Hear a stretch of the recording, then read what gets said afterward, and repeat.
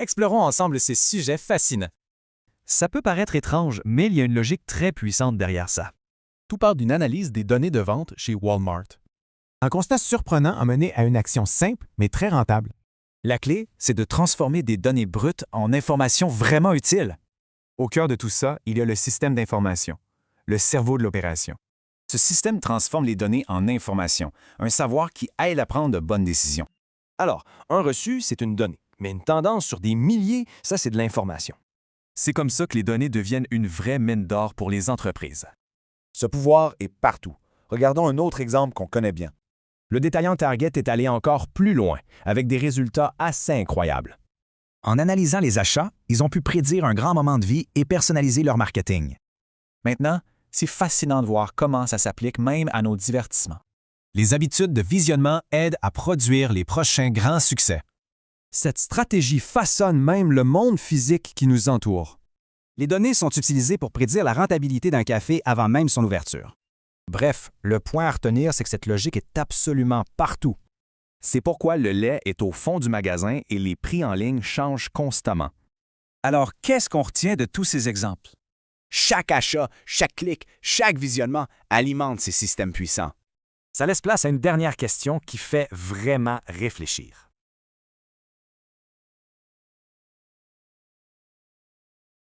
OK, salut tout le monde. Aujourd'hui, on va plonger dans l'architecture qui se cache derrière notre monde numérique. Pensez-y. Chaque fois qu'on utilise une application, qu'on va sur un site web ou même qu'on fait un achat en ligne, il y a un système super puissant qui travaille en arrière-plan pour que tout roule comme sur des roulettes.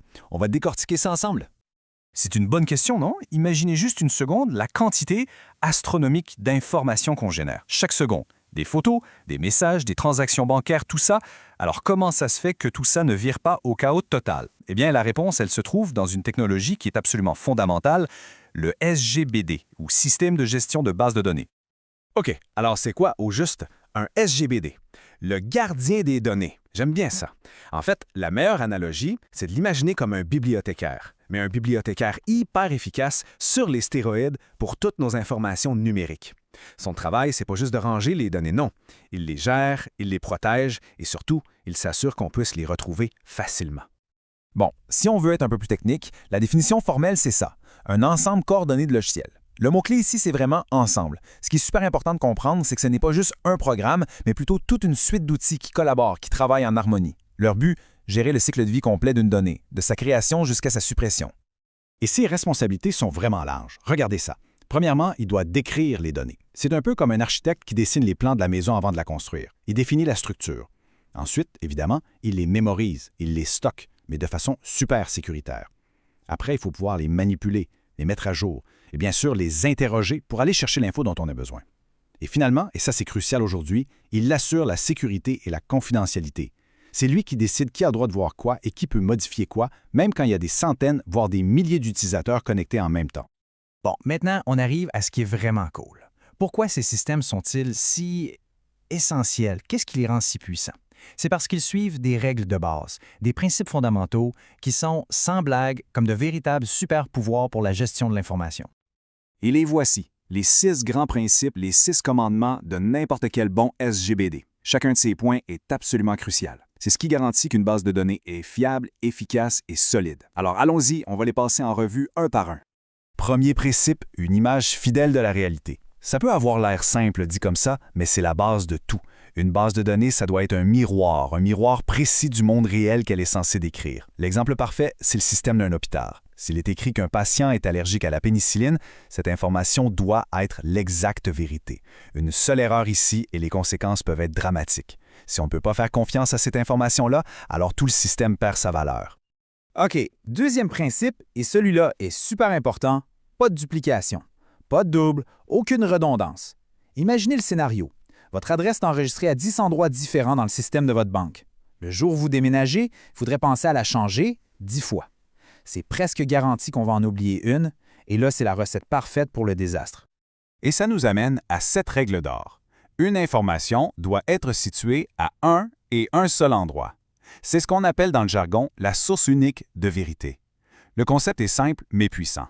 Quand on a besoin de modifier une information, on le fait à cet unique endroit et la mise à jour se propage partout, pour tout le monde, automatiquement.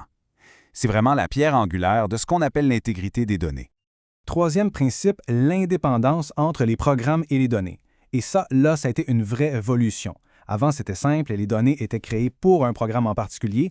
Le programme et les données étaient mariés ensemble. Si on changeait le programme, on devait souvent changer la structure des données aussi. C'est un vrai casse-tête. Les SGBD, lui, ils brisent ce lien. Les données existent par elles-mêmes de façon indépendante.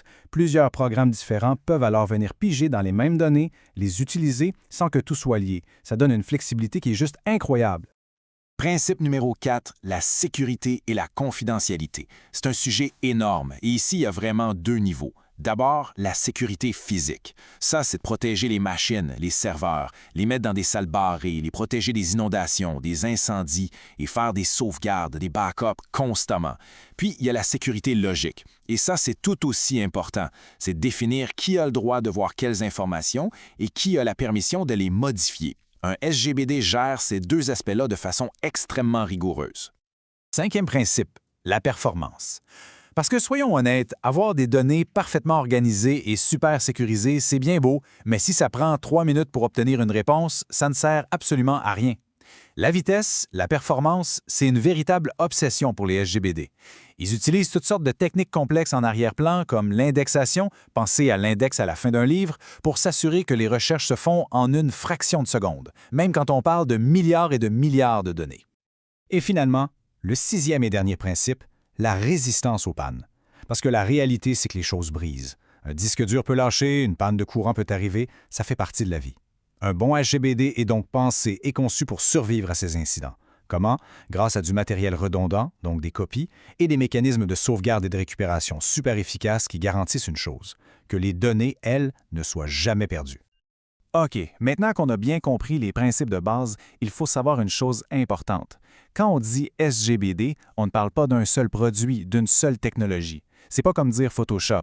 Non, c'est plutôt une grande famille de systèmes qui ont beaucoup évolué avec le temps pour répondre à des besoins de plus en plus différents. Et voici un petit aperçu de cette évolution.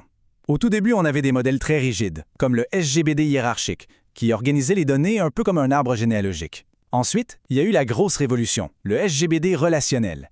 C'est celui qui organise les données dans des tableaux un peu comme des fichiers Excel, mais en beaucoup plus puissant. Et honnêtement, ce modèle-là domine encore largement le marché aujourd'hui. Mais plus récemment, on a vu l'arrivée en force des SGBD NoSQL, qui veut dire Not Only SQL. Eux, ils ont été conçus pour être beaucoup plus flexibles, pour gérer les données massives et souvent un peu chaotiques du web moderne. Et tout ça, ça nous amène à la grande question pour l'avenir. Avec l'explosion des données qu'on vit en ce moment, l'intelligence artificielle, l'Internet des objets, quel type de système va dominer le monde de demain? Est-ce que le bon vieux modèle relationnel, qui est si fiable et si structuré, va réussir à tenir le coup?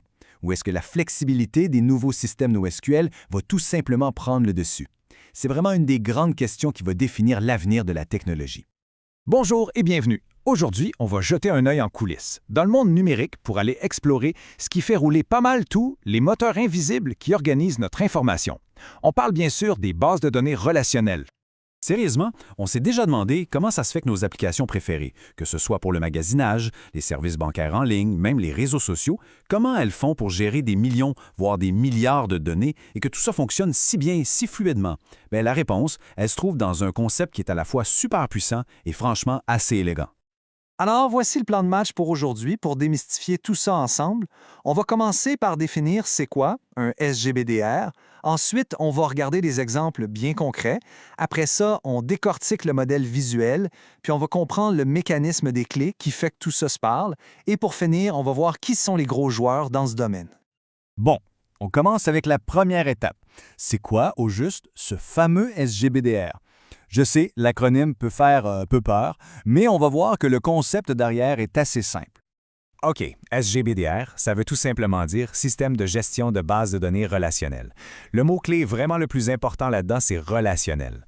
L'idée de base, c'est que les données, elles ne flottent pas tout seules dans leur coin comme des îles. Non, non. Elles sont connectées. Elles ont des liens logiques les unes avec les autres. Et ce qui est assez fou, c'est que cette technologie-là, elle n'est pas d'hier. Le concept de base date des années 80.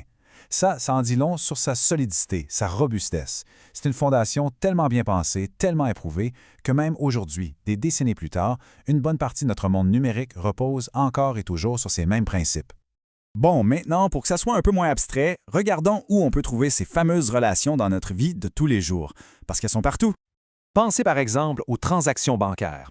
Chaque transaction est liée à un compte bien précis qui, lui, est lié à une personne, un client. Ou mettons les commandes sur un site Web. Une commande, elle est liée à un client, mais aussi à un ou plusieurs produits. C'est la même chose pour les notes d'un étudiant. Elles sont associées à cet étudiant-là, mais aussi à un cours en particulier. Bref, tout interconnecté. OK, maintenant on plonge vraiment au cœur du sujet. Comment est-ce qu'on fait pour visualiser toutes ces connexions-là? Eh bien, c'est exactement là que le modèle relationnel entre en jeu.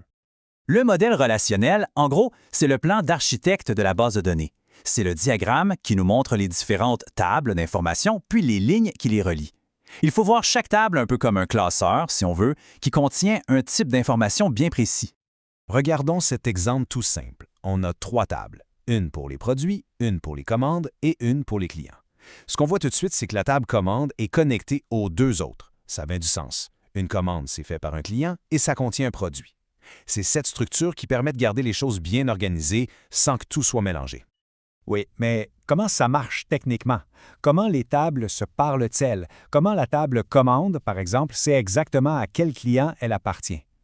La réponse, le secret, c'est dans ce qu'on appelle les clés. Alors, ici, on voit le mécanisme super ingénieux derrière tout ça. Chaque élément, disons un produit dans la table des produits, a un identifiant unique. C'est sa clé primaire. On peut penser à un numéro de série, par exemple. Maintenant, pour lier une vente à ce produit-là, la table des ventes va simplement utiliser ce même numéro. Et là, ce numéro devient une clé étrangère. C'est ce petit duo de clés primaires et étrangères qui crée le lien, un lien direct et super clair entre la vente et le produit. Et le point vraiment crucial ici, c'est l'efficacité. Pensez-y, au lieu de réécrire toute la description d'un produit chaque fois qu'il est vendu, on utilise juste son numéro de référence. C'est tout. Ça évite de répéter l'information, ça sauve une tonne d'espace et surtout, ça garantit que les données sont cohérentes partout. Et c'est là qu'on voit la vraie puissance du système, sa capacité à grandir. On peut partir d'un petit modèle simple, comme on a vu, et arriver à une structure hyper complexe comme celle qu'on voit ici. Même quand il y a des dizaines et des dizaines de tables, le principe de base, lui, ne change jamais. C'est toujours des clés primaires et des clés étrangères qui tissent cette grande toile d'information, une toile qui est à la fois super bien structurée et vraiment performante. OK, pour finir, jetons un œil aux grands noms. Qui sont les entreprises qui développent et fournissent ces systèmes si essentiels dans le monde réel? Alors, il y a des noms qu'on reconnaît tout de suite. Oracle, DB2 qui vient d'IBM et SQL Server de Microsoft. Ça, ce sont les poids lourds, les géants du monde de l'entreprise. Et à côté de ça, on a des solutions open source qui sont hyper populaires. Je pense à MySQL, à son dérivé MariaDB et aussi à PostgreSQL. Celles-là sont utilisées par des millions d'entreprises et de développeurs partout sur la planète. Alors, la prochaine fois qu'une transaction apparaisse comme par magie instantanément sur une application bancaire, on saura qu'il y a toute une mécanique super sophistiquée qui travaille en arrière-plan. Et ça amène une bonne question. En pensant à toute la fiabilité et la sécurité que ça demande, quel genre de système est-ce qu'une banque pourrait bien utiliser? C'est une bonne piste de réflexion pour mettre en pratique ce qu'on vient de voir ensemble.